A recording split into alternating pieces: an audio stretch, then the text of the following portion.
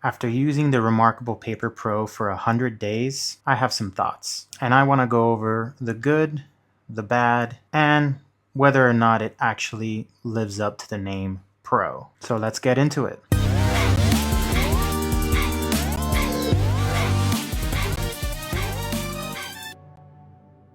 So the Remarkable Paper Pro was Remarkable's latest flagship device. It was meant to be a bigger, faster, and color-capable e-ink tablet with front lighting and more onboard storage. But does it all really justify the price tag? Here's everything I found out in over the last 3 months of using it daily. So let's start with the similarities between the Paper Pro and the Remarkable 2. Software-wise, they're practically identical. It's the same handwriting to text conversion, same note templates, same syncing via mobile and desktop apps. They both support PDF and EPUB annotation, and they both feel amazing to write on. But here's where the Paper Pro really stands out, or at least it's supposed to. It has a larger 11.8-inch display. It has a built-in backlight, so you're able to use it in the dark or in low light scenarios, and it has color capability. It also has better specs under the hood. So it has a faster processor, more RAM, and more storage, and better battery life. I want to start out with what I liked most about the Remarkable Paper Pro. I want to say this is one of the best digital tools for note-taking. If you like keeping everything in place, handwritten notes, PDFs, ebooks, this is definitely one of the best devices I've ever used. The backlight capability was actually pretty good in low light situations, and the ability to color code notes really helps in keeping organized. Battery life is solid. I got anywhere between 2 to 3 weeks of battery life, just depending on usage. The apps work great for management. Syncing between my laptop and my phone were seamless. And the real versatility about this device is how you can write in pencil, calligraphy pen, highlighter marker, you name it, and it basically has it. Now, these are things that particularly bugged me, and it's really my preference. I can see other people that are probably within the same category of things that bug them the most, especially if there's a certain price tag attached to it, or if it's supposed to be a pro device. And in my opinion, these types of problems or things that bug me really should not exist on a pro device. So I want to say one of the most frustrating things that I found about this device was the refresh rate of the screen. I experienced a lot of ghosting. Sometimes I would write something and then quickly erase it, and then it would still show up on the screen for a couple of seconds before the screen would actually refresh. Or sometimes it was leftover images from previous screens, and this was a little bit too common in the device. The only fix that I really found for this problem was pressing the sleep-wake button to manually refresh. I really wish this device had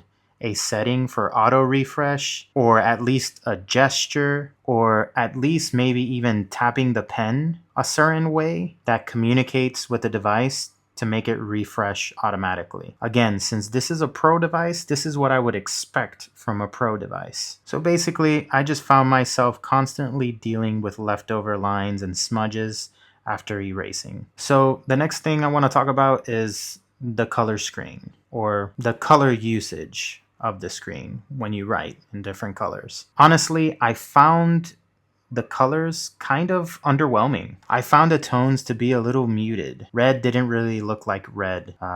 Blue didn't really look like blue. You can't really see it on camera here, just depending on my lighting or the camera footage. Honestly, you're gonna notice it even more on camera. Same goes for the front light.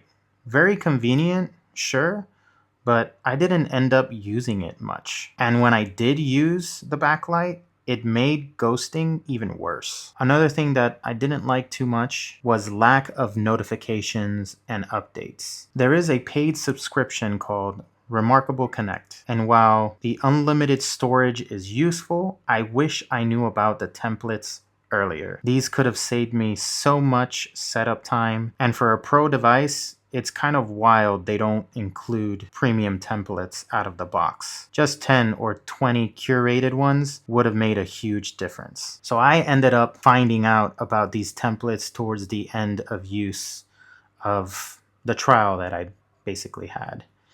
And I saw all the templates and they looked amazing. I didn't really get to test them out, but that's one thing that kind of bothered me. The device itself should have some sort of pop-up or notification letting you know that you can use these tools or new templates are available or whatever the case may be. I had no clue that they existed. It seemed like you had to download them or do something on your desktop page while you're on the website to get these templates. So I don't know much about them, but that was something that particularly bugged me.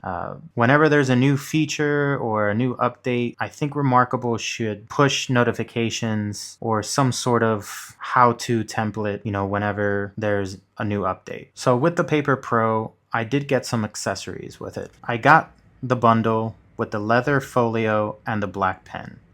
Both solid and well made, but you do pay more just for the black color of the pen. There's also a keyboard folio, and look, by the time you add that on, you're getting dangerously close to iPad Pro territory with way fewer features. And that kind of defeats the whole purpose. This is supposed to be a handwriting first experience. Statistically, we retain more information writing than typing. So why lean toward a keyboard? I don't really think it's necessary to get the keyboard.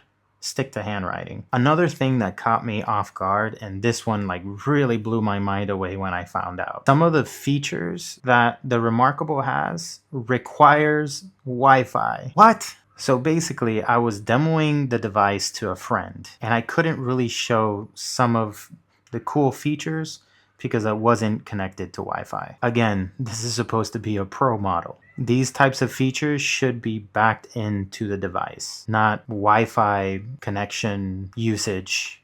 It doesn't make sense to me. It really doesn't. After 100 days, I've decided to return it. It's close, really close, but in my opinion, not quite there. For me, the refresh issue, lack of actual pro features beyond the hardware, and the price tag that creeps into premium territory, it's a lot to overlook. But I have to say, I am excited for whatever will come next. Maybe the Remarkable Paper Pro 2 will fix all of these issues. And I have to say, I'll be the first one in line to actually try it out and give it a go. Not too long ago, they released the Remarkable Paper Pro Move, which is supposed to be more portable, tiny. It actually looks like a little notepad that you could probably fit in a front pocket of a button-up shirt. That's pretty cool.